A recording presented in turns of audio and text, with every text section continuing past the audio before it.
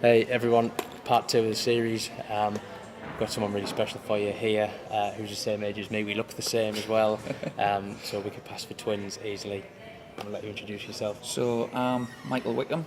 I work for PD Ports in the northeast, working on the River Tees. I work on a dredging ship. Dredging ship is technically a ship but with a big Dyson Hoover for layman's terms. Been on the River Tees since I was 16-year-old. Really enjoyed it. Never known anything about the river, anything to do with industry on the Tees. I was always dead. Didn't really know a lot about it. I played football on the streets and done my paper round, and that was about it. But wanted to, when I left school, wanted to be a physiotherapist and police dog handler.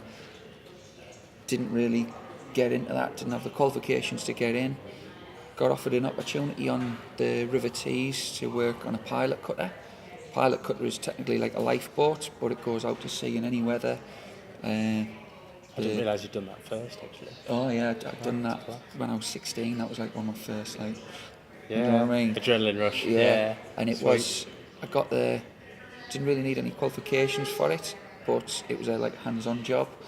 And it's when a ship comes in from sea to the River Tees, you help the pilot get up the ladder, get on the ship, and he helps berth the ship. For the benefit of the people watching, what's the pilot? I know what it is because of the industry I'm in, but who's the pilot? What does he do? So the pilot is a qualified master mariner or unlimited chief officer, and they'll have been to sea previously as captains or chief officers on board ships around the world, and then they have local knowledge of the River Tees. Real intimate knowledge of. Yeah, so they'll know depths and certain tides, the the way they sandbanks affect up, it. yeah. Where that vessel with the drafts can actually go and where it can't. Because it go. could be any shape, size, dimension, type of vessel. It could be Everything coming and up the anything. Tees. Even though the master still takes full responsibility, the pilot is there to advise and give guidance because he's never been to the port before. Yeah. So that's why he comes on board, and he needs to get on safely, and he might climb up, I don't know, you're talking a couple of metres high ladder up vertically up the side just of the on ship. the side of the ship. In any weather as You've well. got to jump off the pilot boat to do that as well. Yeah, like so the transfer pilot boat's between the bouncing two. around, and then you're going up, and then he helps berth the ship, and also if the ship leaves the port, he has to get off. I'd done that when I was 16, shot in the deep end, literally. Yeah. What were you doing on the pilot boat then? So I was the deckhand, so when the pilot goes outside the boat to then climb the ladder, I'm the one who escorts him out, and I actually make sure the ladder doesn't get trapped between the ship and the boat, so it doesn't get crushed. Get it on deck, and I help him get up, get his timing right so he doesn't get his legs trapped or out like that. But at the same time, it could be middle of the night, you could have big winds, and you get water over the top. You've got a life jacket on, and you're attached to the railings, the safety guard, and you've got thermal gear on, but you're still getting absolutely soaked. And your face is probably freezing. Yeah, but there's like a big adrenaline rush, do you know what I mean? Yeah. And then you look back at the skipper who's inside the vessel, and he's just laughing at you. He's 'cause you're so- comfortable, yeah. Oh yeah. But I've done that for a year or so, and then And that's mega integral to how the port works. Oh. If they didn't have that local knowledge, it'd be hard for the ships to get in. That could be damaged. so Oh yeah, it's the actually vessels quite a big aren't thing. actually allowed in without a pilot on board the vessel, and I think it's any vessel over 90 metres. Most of the vessels that come to Yeah, Teesport they're are over 90 metres, metres yeah, anyway, sure. so they definitely need that. And then because you've got a local pilot on board, he interlinks with the tugs and the fire boats because they all know each other, they all communicate a lot. It just makes the process of berthing the ship a lot easier. And after I'd done that, I went on to the dredging vessels and buoy tender. So I'd done a little stint on the buoy tender. Yeah. I'd done a little bit on a buoy tender. So on the roads you have lights, green, red lights, traffic lights, stuff like that. There's a traffic system on the River Tees, and there's buoys either side of the river, and the ships have to stay between it so you don't go aground. We maintain them buoys. So you're on a boat pulling these big buoys in, slinging chain about, heavy lifts. It can be a dangerous environment, but there's a lot of safety and training involved and equipment that keeps the job safe. And I mean, I was doing that 17, 18-year-old. The company I'm with, I was lucky enough, I stuck my head out a lot when I was younger. I wanted to do more work than I was actually needed to do, and they decided at the age of 18 that I was ready to go and do an Officer of the Watch course on board the Dredger. Amazing. And the Dredger... And how young are you in comparison to the guys that are on there? Or well, how long should you have been doing it before you got that opportunity? The previous people who were doing Master or First Officer on board the vessels were all 40s, 50s, towards their end of career. Yeah. When I got selected, there was 13 of us who applied, and the youngest person who applied to go on that course, I think it was mid-30s, and I was only 18 at the time. Yes. So Huge. It was very rare that... So you're like by far and away the youngest one that had been pushed, yeah. And that felt good in a sense, but that only gave me more enthusiasm to see what more I could do, see how far I could push myself on. Yeah. Do you know what I mean? And the company, in that sense, because I wasn't that good in school, the things that are my weaknesses, the company have grasped what my weaknesses are and they've pushed me to get my weaknesses better. Yeah. And pushed me even harder on the things that I'm good at, practically. But they've hired you because, and they've given you opportunities because of the strength you've got. Yeah. You know, they can see that you're gonna. I don't know. I'm just assuming you're gonna work hard. You've got a good working mentality. You know how you can do all that kind of thing. Yeah, I've always been brought up to just graft, just do as you're told, keep your head down, nose clean, all the rest of it, and you'll be fine.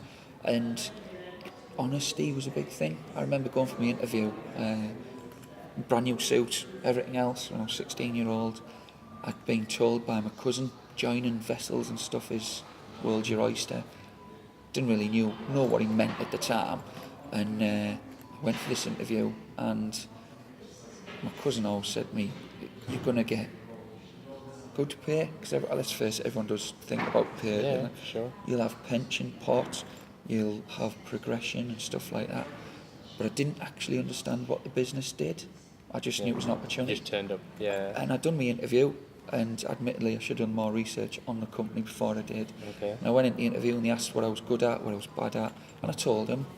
And they said, what do you know about the company? And I always thought, right, I'm not someone who's going to lie or blag my way through.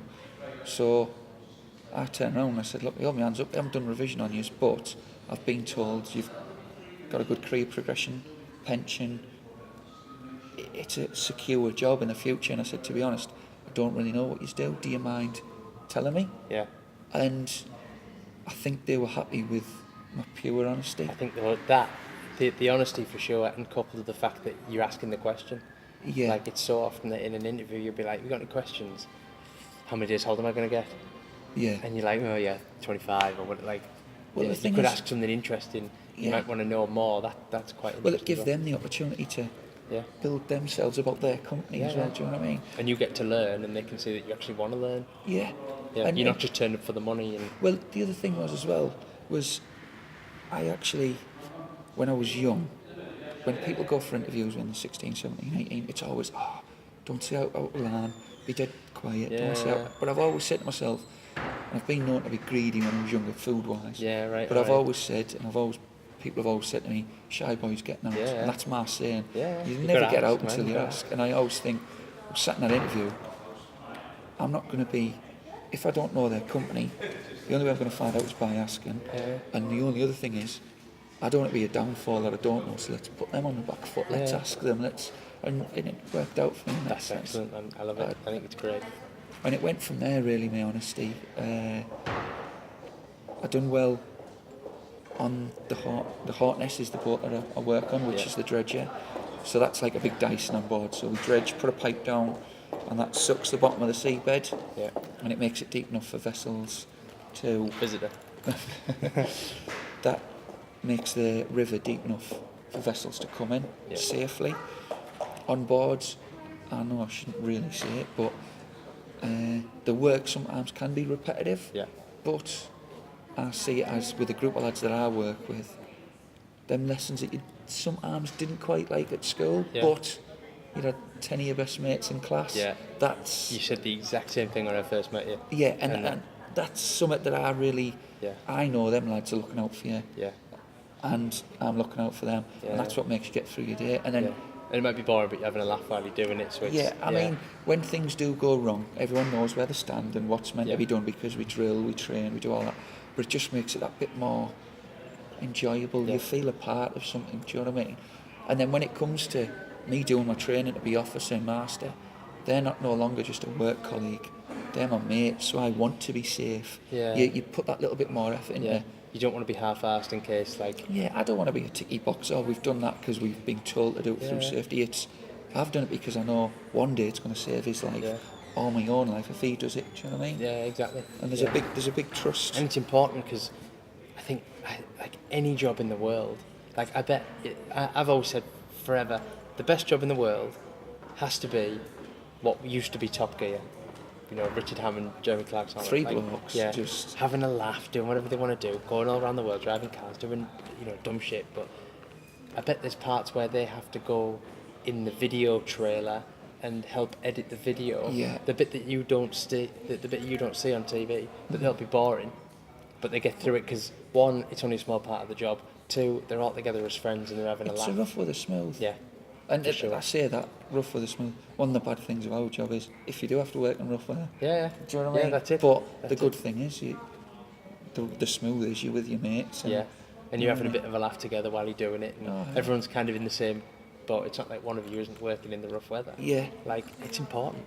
And to be honest, I don't think our department of work, it isn't.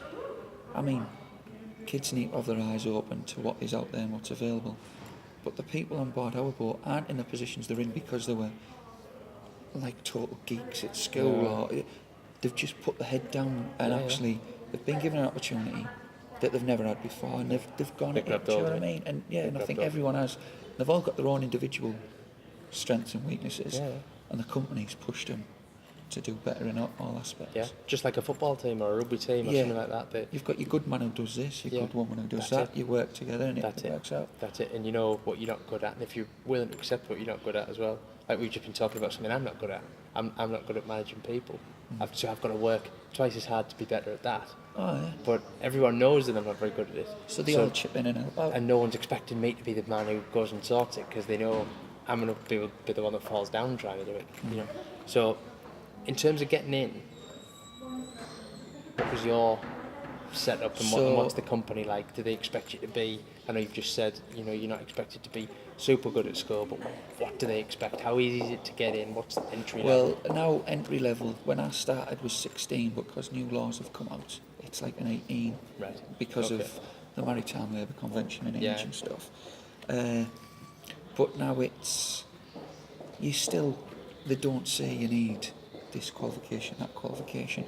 I think it is just putting a CV in. I'm not trying to make the company look worse. I'm just saying they're willing to take people on, but they look further than just your grades on a piece of paper. So it's attitude? It's attitude, it's enthusiasm.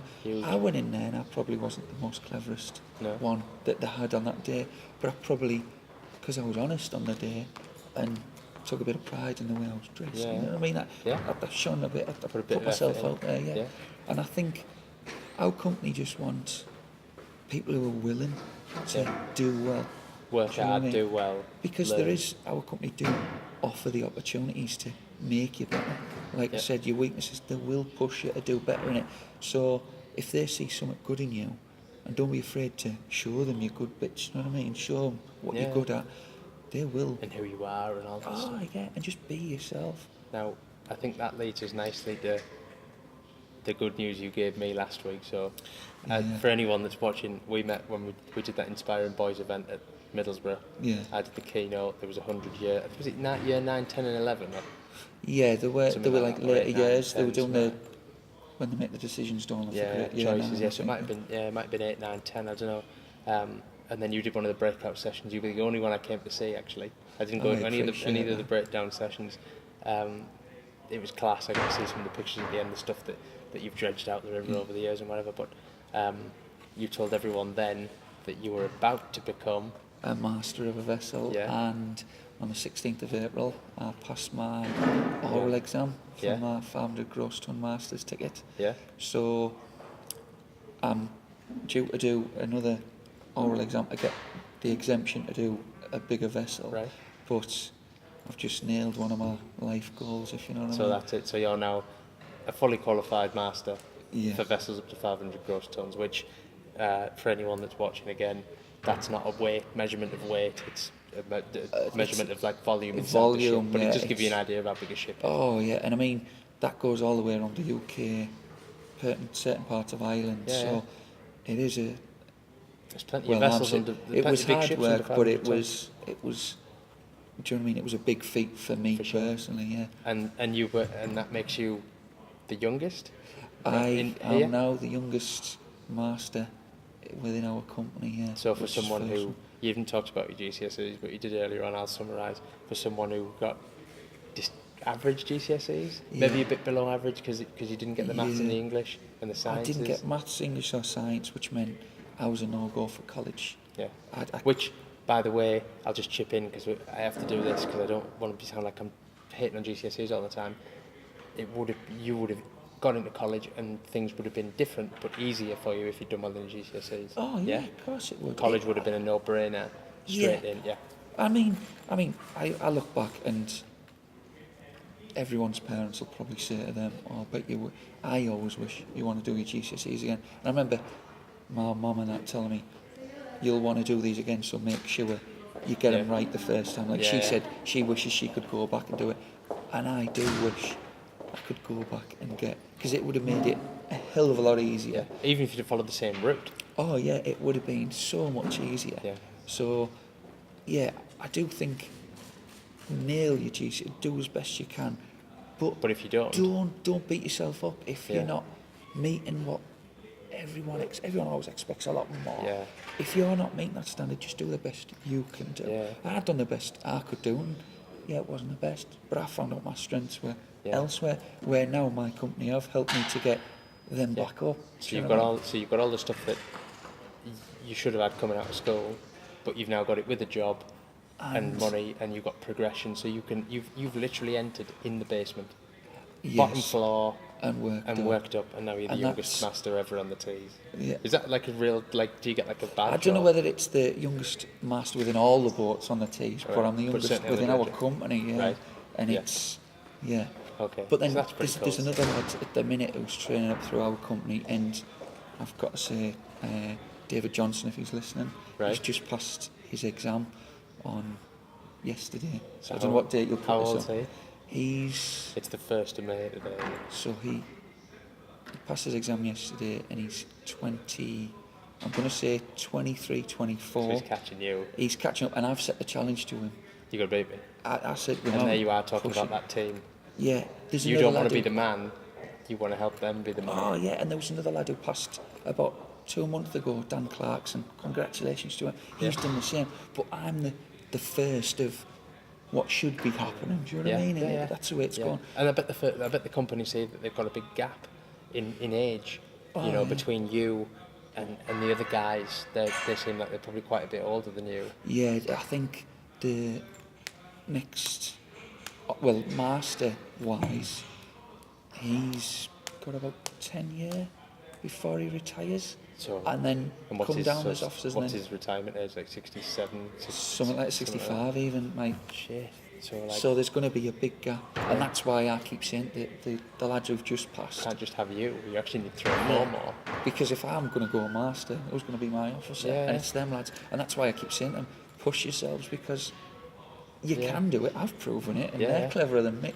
You know what I mean? So that's it. But you got to have something you want to do, and you got to have something you want to aim for. So we've covered how you're the youngest master, on the dredger or for your company or whatever. How you've got into the bottom floor, how you've done it with the exam results that you've got, and how you've kind of gone and backfilled them. You've got a load of qualifications. Now you could now take that anywhere. You could go on the dredger we just talked about in Venezuela. And go and do that if you didn't want to sleep in your own bed and you fancied making that silly money. Somewhere where there's a bit more sun. Then probably. You could go and do that. You could stay. You could. This is the kind of job presumably you can have for your entire life. I could. This job would sort of secure me for me and my future family. Yeah. Like, if obviously when it comes to kids and all the rest of it, I am now set up where I could support a family. Yeah. And if you'd have said that to me when I was 14, 15, I'd have went, nah, got no chance. I'd rather prat about my mates in English or something.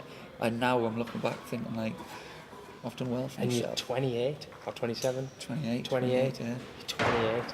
Set. I've still got it all. It's only 10, 11, 12 years ago you left school. Yeah, and the thing is, I see it like we were saying about the lads who were coming through. Without bragging a bit, I see myself as what can be achieved. Yeah, yeah. And then that's why I push to the other lads that you can do the same as me, if not more. And I do think if people around the area see what openings there are in your local area, your world is your oyster. Like my cousin said to me as I was growing up, your world's your oyster if you get into something like this. It's just I wasn't aware of it. Would you have heard of it if he hadn't told you about it? No, I wouldn't have had a clue. You'd have had no idea that the only time I'd have seen them on local lads.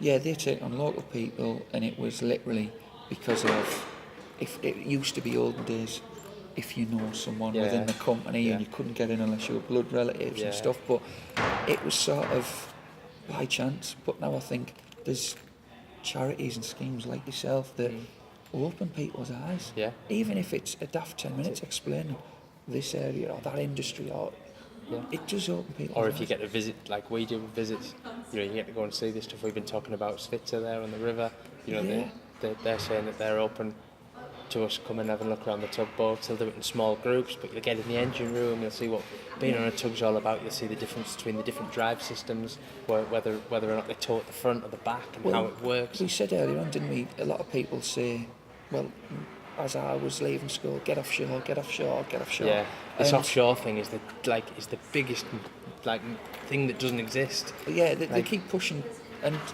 the thing is, jobs that you can have offshore, you can do onshore in your local area. Yeah. It's just you don't know about it. Yeah. Nobody's actually shown you. I tell you, if you speak to some of your family relatives or friends and ask their parents what they currently do, and if that's what they set out to do when they were young, or how did they get that job, it'd be more of, I didn't know anything about it, but I've stuck my head down and that's all I've got to the and I've current figured position. It out. Yeah. So if you had to give anyone watching advice to come in at ground level in your company or in your industry, anywhere, it doesn't have to be specific to the T's because anyone can be watching this, but your experiences here, what would the advice be? What would you say? Go away and do this and this and this. How do they go about it? Personally, I know it's going to sound like everyone says it, but you go out, open your eyes and see what is out there. Even if you've never heard of something before, go and look, investigate. Just even if it's not for you, just look. But then, when it does come to interviews, meeting new companies, don't always think that you've got to follow a set route. You've got to answer this way, you've got to answer that way, or you've got to have this grade, that grade. Yeah. You have strengths and you have weaknesses. Yeah, show your strengths off, but take ownership of your own weaknesses. Yeah. Admit your own weaknesses, and then you can turn around and go, I know what I'm weak at, but I'm willing to sort it out. Yeah. And I think that honesty to a company will show a hell of a lot more than someone who's just got high grades on there. And I do think grades are good, but you showing yourself is better than just a bit of a job. So going about when they get in the interview, that's it. Just be you. Don't be nervous and panicky. Don't be trying to be someone that you're not. Yeah, and also, would you advise people to do research on the company? I would. Yes, I would. Yeah, I would. I would say not going totally in depth where you boggle your brain a bit, but go in and know what they're about, where they're linked, what they do. Yeah. But also, I do think something that I've found going around schools and having talks and stuff, a lot of teachers give talks where it's dead. We were talking earlier on about you have to talk and make everything look as if it's being tuned up and look to sound nice on film. I don't know. Totally synthetic. Just talk how you talk to your mates. Yeah. I know some people might go, well, it's a bit like I'm from Borough, and they go, you can either twang in and this and that. do you want to do that in a professional environment? Well, no. You want to know me, you employ me, and you employ me for who I am. Yeah. And I've noticed some teachers sort of give me a funny look, and I think I had the same. the only way I relate to the kids in a classroom is talking the way I talk. Because you're real. I get more feedback because they're sort of going, I relate to you because you are me in a couple of years' time. Yeah. And you look at the person sat opposite the desk in interview, and they'll turn around and they'll be looking at you going, I remember when I was his age or her age, and I sort of know where they're coming from. And he has been openly honest. That's it. That's huge. So if you had one message for anyone watching about getting a job and work experience and any of that kind of thing, what would it be? If you could tell them one golden nugget of advice. One big thing for me is you go out and do, in your time off from school, the 6 weeks holidays, whatever, even if it's one day here, one day there, knock on the doors. Can I do a couple of days work experience or a day just watching someone in industries that you've never known? You might find it really good. You know? And you might hate it, but if you do, bounce.